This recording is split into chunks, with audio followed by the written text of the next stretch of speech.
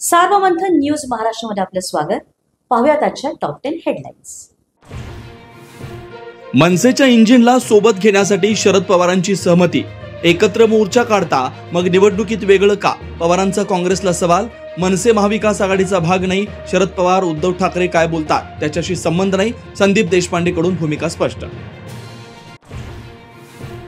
मुंबईत मनसेची साथ सोडा, आमच्या सोबत या. काँग्रेसचे ठाकरेंच्या शिवसेनेला ऑफर, तर ठाकरे मनसे सोबत गेल्यास काँग्रेस सोबळावर ठाम. नगर परिषद नगरपंचायत निवडणुकीच्या उमेदवारी अर्ज मागे घेण्याची मुदत संपली. अनेक ठिकाणी यूपीआय आणि आघाडीमध्ये काटेकी टक्कर, तर धुळ्यातील दोंडाईच्या जळगावमध्ये जामनेरमध्ये बिनविरोध निवडणूक.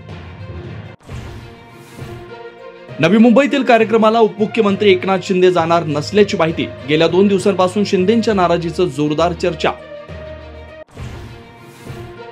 चिमुरडीवर अत्याचार करणाऱ्या नराधमाला फाशीची शिक्षा द्या.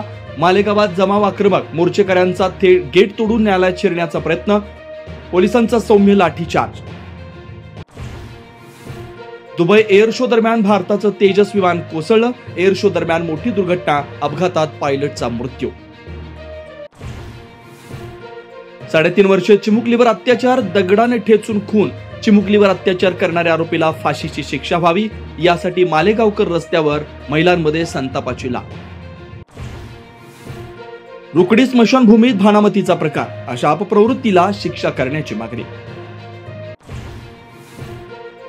शौर्य पाटील आत्महत्या प्रकरणाची सखोल चौकशी करून दोषींवर कठोर कारवाई करा, आमदार सुहास बाबर यांची मागणी.